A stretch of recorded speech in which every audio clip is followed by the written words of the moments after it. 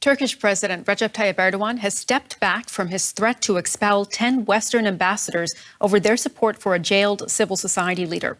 President Erdogan said the envoys had agreed to respect a UN convention requiring diplomats not to interfere with the host country's internal affairs.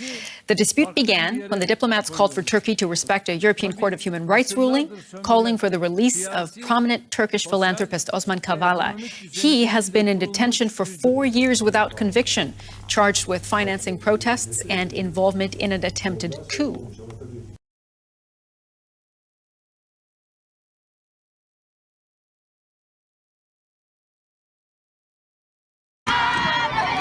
Tonight, hopes for democracy in Sudan hanging by a thread. The army seizing control in an apparent coup, arresting top officials at dawn, including the prime minister, and holding him in an undisclosed location, according to the government. But thousands of protesters taking to the streets, vowing to resist military rule, burning tires, blocking roads, and refusing to give in. Chanting, "The people are stronger." At least 3 people killed when troops opened fire on demonstrators, according to local doctors. Dozens more wounded. The White House tonight condemning the army and threatening to withhold hundreds of millions of dollars in U.S. aid if the generals don't back down.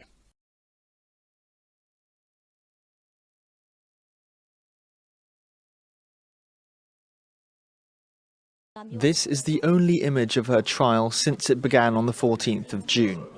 The junta is maintaining a tight grip on information about the proceedings. Aung San Suu Kyi's lawyers are no longer allowed to comment publicly in case the military says they disturb public order.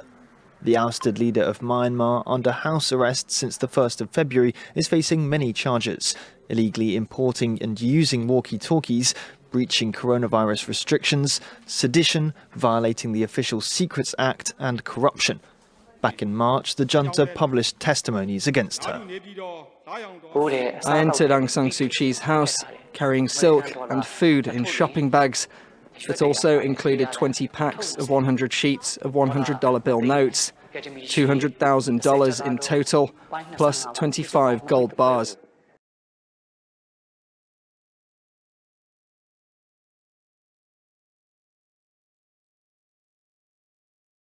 Prioritizing growth over safety, stoking online hate and extremism, and failing to protect children from harmful content.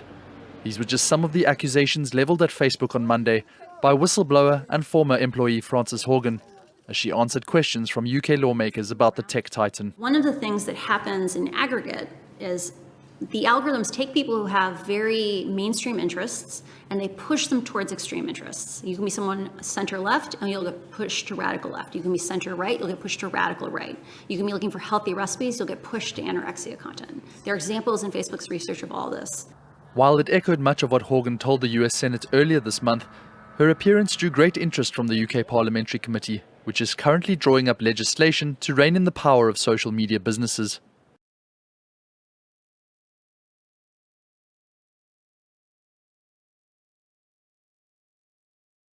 We want to take you now to Boise, Idaho, where police are holding a press conference after a shooting inside a mall. At least 6 people have been injured, including a police officer. Amongst the injured includes 1 police officer, and we are sad to report that at least 2 people were killed in this event. At a very high level overview, at around 1:50 this afternoon, officers responded to reports of shots being fired at the Boise Mall.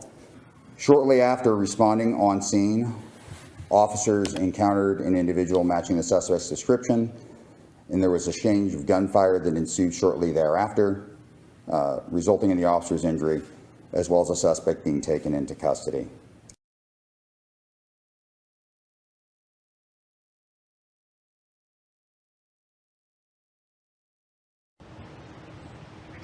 Two Polish soldiers have been hurt after a group of around 60 migrants tried to force their way across the border from Belarus. The Border Guard's office said the troops have been deployed to help protect the European Union's eastern border from growing migration pressure. The video showing the men trying to break the razor-wire border fence with a branch and helmeted Polish troops watching from nearby was posted on the Border Guard's website. Poland and the Baltic states say the Belarus government is facilitating crossings for migrants in order to destabilise the EU in retaliation for Western sanctions. Poland has built a fence on the border and put some 7,000 guards to prevent crossings, but thousands are still getting through. Most are heading towards Germany.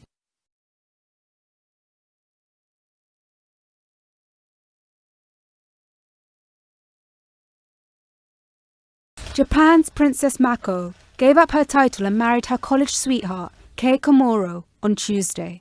The couple forewent the usual pomp that makes a royal wedding, and instead had an official submit paperwork to a local office in the morning.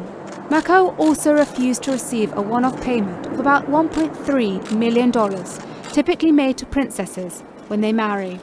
The understated wedding follows a 4-year engagement beset by scandal, delay and mental anguish. News in 2017 of the couple's plan to marry was initially cheered by the country. But things soon turned sour as tabloids reported on a money scandal involving Komuro's mother,